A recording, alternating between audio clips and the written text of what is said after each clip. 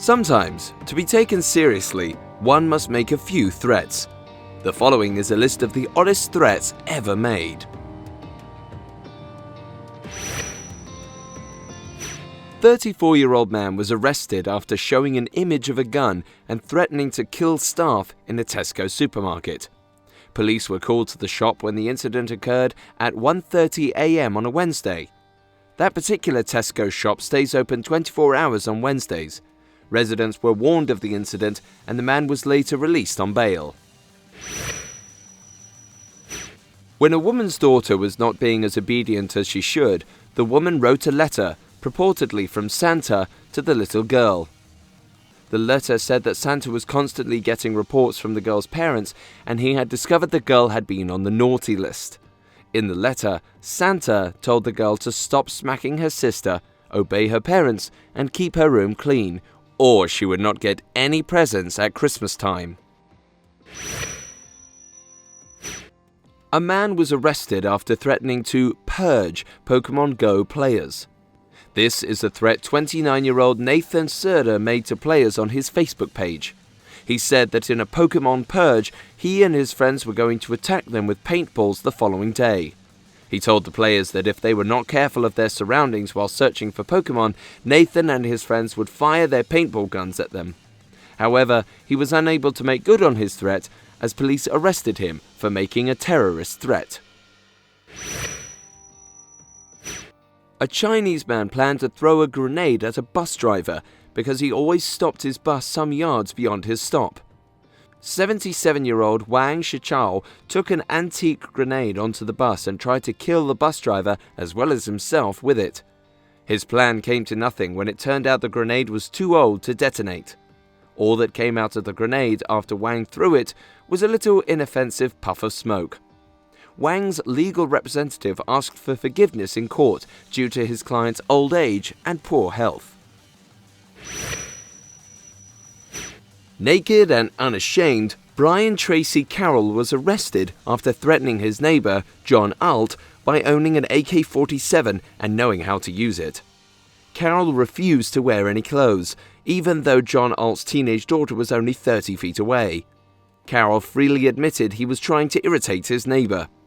He was released from the Rowan County Detention Center after paying a $2,000 security bond, but he will still have to appear in court later in the month. Derek and Maria Brodas bought a house for $1.35 million near New York City. 3 days later, the new owners received a letter saying that the author of the letter was a ghost who would be actively haunting their new house.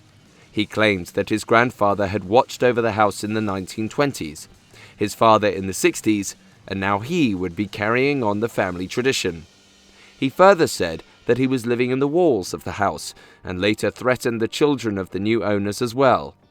The new owners sued the old owners, claiming they still had some sort of fixation on their old property. The source of the letter is still unknown. And an Australian man named Daryl, whose hilarious attempt at making trash talk video went viral, is said to have failed his trash talk mission.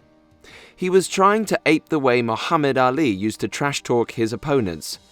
The video shows him making his harmless yet hilarious threats while he punches himself in the face and stomach before shouting and calling himself a tank. A 16-year-old boy used to make prank calls for entertainment on the internet. He would charge $5 for each prank call made. On one occasion, because they wanted a day off school, a bunch of students asked the boy to make a bomb threat prank to Purdue University. The boy subsequently claimed that there were 12 bombs hidden in 12 different locations throughout the school. He went on to say there was also a bomb in the bathroom and in the school's gym.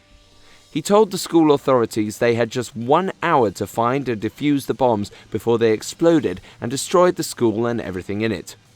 The next day, the FBI broke into the boy's home, took the computer, and arrested the prankster.